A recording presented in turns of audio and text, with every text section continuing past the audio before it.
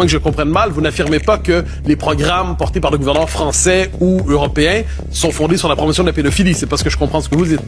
Je dis qu'à partir du moment où on considère que l'enfant a une sexualité et qu'il peut consentir, je peux vous donner un exemple? Allez-y. Alors, je vais vous donner un exemple, parce que je pense que c'est mieux que toute... voilà. Donc par exemple, dans ces fameux standards européens d'éducation à la sexualité de l'OMS, à l'âge de 0 à 4 ans, on va considérer que l'enfant est en capacité de refuser si l'expérience sexuelle, sexualité, ou le ressenti n'est pas plaisant. Il devrait être capable, à 0,4 ans, de dire oui ou non.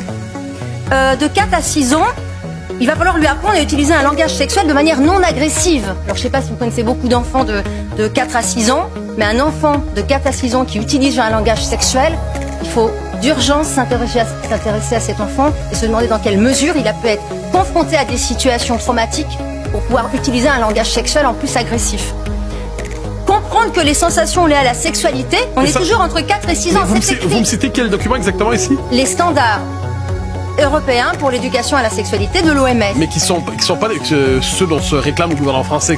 Qui sont signés par le gouvernement français, qui est un contributeur de l'OMS, c'est le 12e contributeur financier de l'OMS, et qui sont cités dans un certain nombre de documents officiels, directement ou indirectement.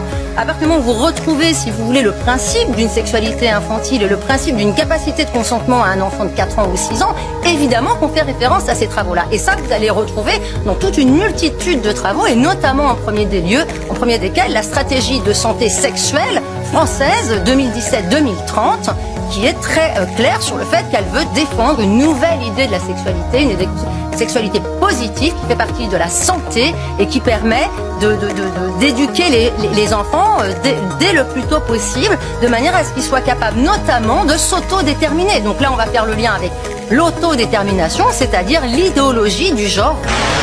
Nous, notre objectif, aujourd'hui, c'est clairement de demander qu'il y ait une clarification de la position de l'État français sur cette question très simple. Est-ce que l'État français et le ministère de l'Éducation nationale considèrent qu'un enfant de 4 ans, de 6 ans, de 8 ans est un enfant qui a une sexualité fonctionnelle et est-ce qu'il est en capacité de consentir ou pas?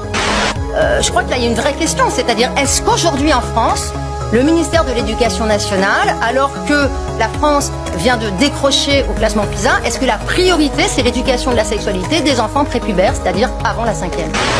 Pourquoi il faut obligatoirement éduquer à la sexualité? Parce que la circulaire, c'est pas la vie affective et relationnelle, c'est pas ça le terme de la circulaire, c'est éducation à la sexualité. Donc pourquoi il faut une circulaire d'éducation à la sexualité pour des enfants de primaire? La vraie question est là. Et c'est ce qu'on attend du Conseil supérieur du programme. Est-ce qu'enfin il va reconnaître que, oui, un enfant prépubère n'a pas à être éduqué dans un cadre scolaire, c'est-à-dire dans un cadre où il y a une autorité, dans un contexte de séance où il lui est imposé de parler de sexualité par une personne ayant autorité sur lui.